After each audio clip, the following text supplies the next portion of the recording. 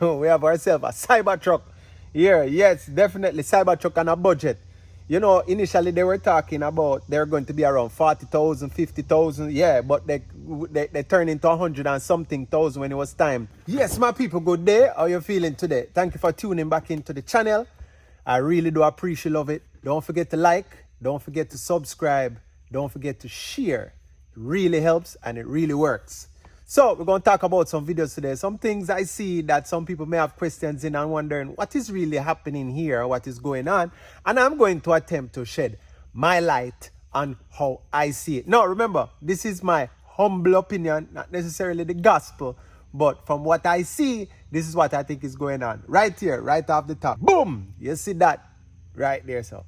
Very nice car. What is going on here? Looks like this thing was probably in a front end collision. You can see the damage that is on the top of the hood right there.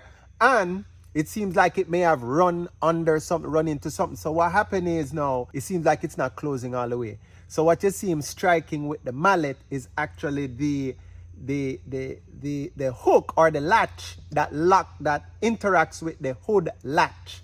So it seems as if when you see him scoot down and take a peek, seems like it is hitting maybe a little bit too far forward, so it is not latching all the way, or if it latches it may not want to unlatch. So what he's doing is gently motivating it backward, and in that sense when it got backward far enough it was able to close. So that is what's going on there.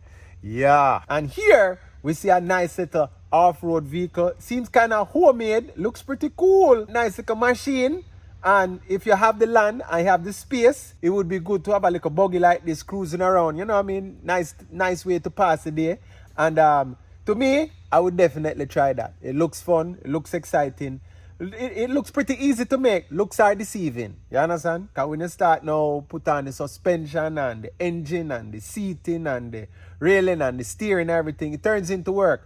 But it's well worth it at the end because this person seems like they're having a lot of fun. These are your wheel studs that hold the wheel to the car, and sometimes the wheel studs get stripped and you have to change them, and this is how you change them. You knock the stud out backwards and then you put the new stud in from behind, and then there's this tool that you use. Let me get it for you. It's a large one, small one, and an even smaller one right here, depending on the size of the stud. They're working on a truck or a small car and everything. So I have 3 sizes. This turns along with the lug nut as you tighten it, and as you tighten it, it pulls in, and that's the way you get installed. So there are 3 of them that I have. They may have more sizes, and I use them from time to time, and it makes it really easy. So that's what's going on here. The replacement of a stud, sometimes 1 messed up, sometimes 2, something that's got to change all 4 or 5 just to make sure that everything is good with it. So that's what's going on. I've been seeing this tool popping up all over social media that they have this extended reach type thing. It look good. It look fancy. Would I buy one? No. It's you know, we have ratcheting wrenches. We have long wrenches that are ratcheting that can reach. It depends on the kind of equipment you're working on. You know what I mean? If you're doing a lot of older stuff, we have more room. Farm equipment, you have more room. But with these modern cars and stuff, you know, I'm not going to say that. Just put it this way. I'm not going to be buying one right now, because between my long wrenches that are ratcheting, let me show you. Between these that I have with all different kind of sizes and my electric ratchets that are long and short, I am able to get into really tight areas. That look cool. Technically look like it could work. Kind of, sort of, but it look kind of bulky to me. So, you know what I mean? I wouldn't... Soon, we have ourselves a Cybertruck here. Yes, definitely Cybertruck on a budget.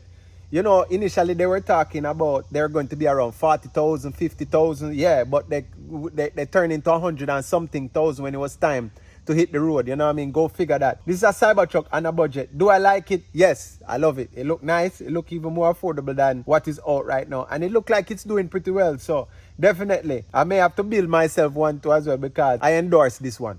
Yes, for sure. If you have never been in this high stress situation before, I have, and let me tell you, it is nerve-wracking focusing and functioning and producing under these conditions, these pressures. The clock is ticking. We need to be in and out. You don't want to be the one known for keeping the car in the pits too long and losing the race. And that was an awesome job. Definitely an awesome job. This team right here is doing the do.